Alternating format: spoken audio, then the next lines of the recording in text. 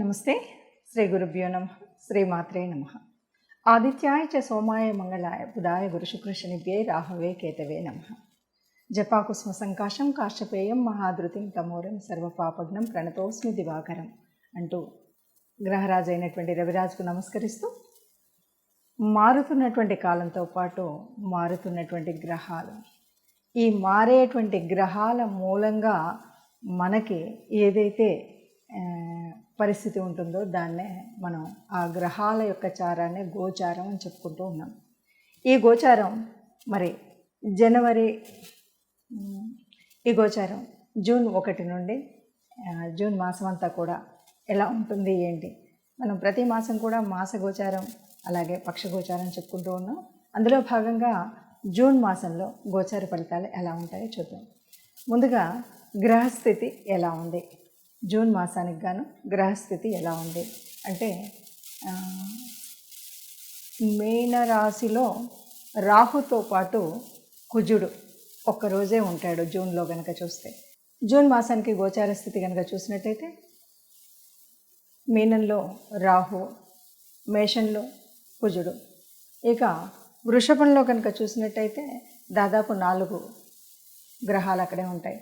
రవితో పాటు గురువు, శుక్రుడు, బుధుడు వీరందరూ కూడా ఒకే స్థానంలో ఉండడం, అలాగే కన్యలో కేతువు, ఇక మిగిలినటువంటి శని మనకి కుంభరాశిలో కనిపిస్తున్నాడు. ఈ విధంగా ఉన్నటువంటి గోచార గ్రహాలు ఈ విధంగా ఉన్నప్పుడు గోచార ఫలితాలు ఎలా ఉంటాయి. ఇక చంద్రుడు మనకి 2.5 రోజులకు ఒక రాశి చొప్పున మీన నుండి బయలుదేరి ఒక్కొక్క రాశిలోకి వస్తూ ఉండడం కనిపిస్తుంది. తదుపరి రాశి ధనుస్సు. ధనుస్సు రాశి వారు 2024 జూన్లో ఎలా ఉంటుంది. మనకి ధనుసు రాశి వారికి ఎలా ఉంటుంది అంటే, తృతీయంలో శని ఉన్నాడు, చతుర్థంలో రాహు ఉన్నాడు, పంచమంలో కుజుడు ఉన్నాడు, అలాగే షష్టమంలోకి వచ్చేసరికి 4 గ్రహాలు ఉన్నాయి, రవి, శుక్రుడు, బుధుడు, గురువు. ఇక దశమంలో కేతు ఉన్నాడు. ఈ పరిస్థితి ఉన్నప్పుడు ఎలా ఉంటుంది అంటే, ధనుసు రాశి వారికి ముఖ్యంగా రాష్ట్రాధిపతి, ధనుసు రాశి యొక్క రాష్ట్రాధిపతి అస్తంగత్వ దోషంలో ఉన్నాడు. అలాగే శుభాలనిచ్చేటువంటి శుక్రుడు కూడా అదే పరిస్థితిలో ఉన్నాడు. ఇక పంచమంలోనేమో కుజుడు ఉన్నాడు. పంచమ స్థానం సంతాన స్థానం. ఇక్కడ పిల్లలు, మన పిల్లలు ఎవరైతే ఉన్నారో ఇంకా అన్నిటికీ కూడా కొంతమంది అప్పుడప్పుడు వద్దు అని ఎంత చెప్పినా కూడా వినకుండా వాడి మీదకి వీడి మీదకి యుద్ధానికి వెళ్ళినట్టు వెళ్తూ ఉంటారు. జాగ్రత్తగా ఉండాలి. సంతానానికి ఏ దెబ్బలు తగలకుండా ఇలాంటి విషయాల్లో ఉండాలి. ఇక చతుర్థంలో రాహు ఉన్నాడు కాబట్టి కుటుంబ విషయాల్లో ఇదేంటంటే కుటుంబ స్థానం, అంతేకాదు తల్లికి సంబంధించిన మాతృస్థానం కూడా ఇదే. ఇక్కడ అమ్మతో కూడా చెడిపోయేటువంటి లక్షణాలు ఉంటాయి. అంటే అమ్మ మీద కోపం రావడం, అమ్మతో కొట్లాడడం, లేకపోతే అమ్మ మన మీద కోపాడడం, ఇలాంటివన్నీ కూడా కనిపిస్తూ ఉంటాయి. ఇక దీనివల్ల కొంత ఇబ్బంది ఉంటుంది. తర్వాత తృతీయంలో శని ఉన్నాడు. మాట్లాడేటప్పుడు జాగ్రత్తగా కమ్యూనికేషన్ స్కిల్స్, అట్లాగే సోదరులతో జాగ్రత్తగా ఉన్నట్టయితే ఏ ఇబ్బంది లేకుండా ఉంటుంది అనే చెప్పచ్చు.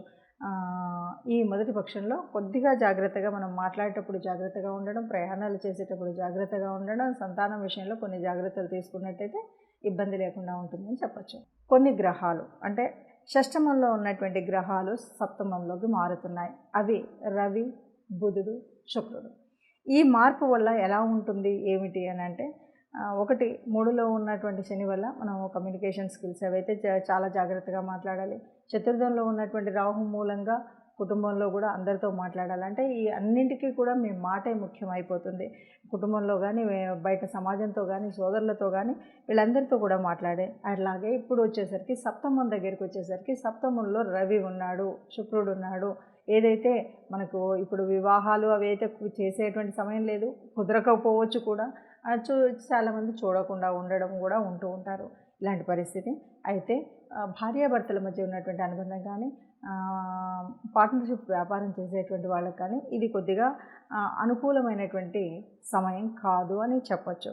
ఇలా అననుకూలంగా ఉన్నటువంటి పరిస్థితుల్లో మీరు ఏదైనా పెట్టుబడులు పెట్టాలనడమో, లేకపోతే ఏదైనా సరే మా ఇంట్లోనే కదా, నా భర్తే కదా, నా భార్యే కదా అని నోరుకి ఎంత వస్తే అంత మాట్లాడి అనుకోకుండా గొడవలు తెచ్చుకోవడం అనేటువంటి విషయాన్ని కూడా కొద్దిగా జాగ్రత్తగా ఉండాలి.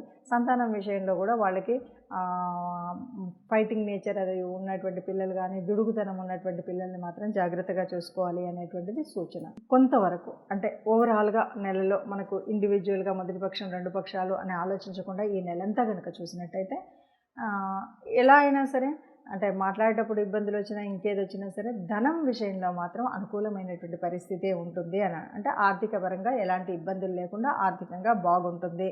ఇక కుటుంబ పరంగా ఎలా ఉంటుంది అంటే మొదట చాలా మంచి అనుకూలత ఉంటుంది. రెండో పక్షంలో కొద్దిగా జాగ్రత్తగా ఉంటే ఆ అనుకూలత పెరుగుతుంది. ఇది బాగా గుర్తుపెట్టుకోవాలి. కుటుంబం నుండి అనుకూలత ఉండాలంటే రెండో పక్షంలో కొద్దిగా జాగ్రత్తగా ఉంటే చక్కటి మద్దతు జరుగుతుంది.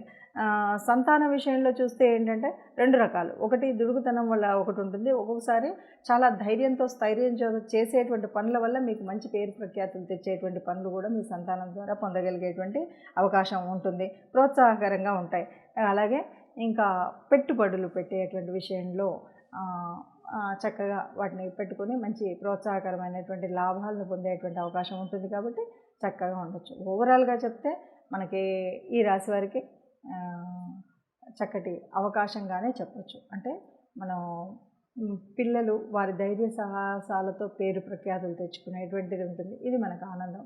పెట్టుబడుల మూలంగా లాభాలు వచ్చేటువంటి పరిస్థితి ఉంటుంది. ఇది ప్రోత్సాహకరం.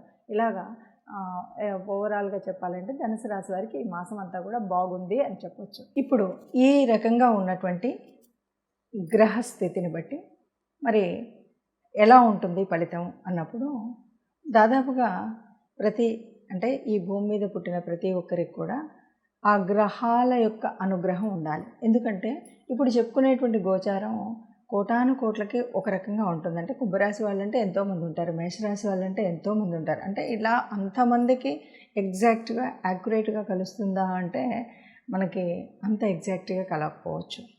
కొంత పర్సంటేజ్ మాత్రమే ఉంటుంది. మరి అలాంటప్పుడు ఎందుకు చెప్పుకోవడం అంటే, ఇది చెప్పుకోవడం వల్ల మనం ముందు తీసుకోవాల్సినటువంటి జాగ్రత్తలు ఏవైతే ఉన్నాయో, ఆర్థిక వ్యవస్థలో కానీ, ఆరోగ్య సమస్యల్లో కానీ, ఉద్యోగ వ్యాపారాదుల్లో కానీ, వివాహ బంధంలో కానీ, గృహ సంబంధమైనటువంటి కుటుంబ వ్యవస్థలో కానీ, వాటి కోసం మనం ముందు చెప్పుకుంటూ ఉంటాం.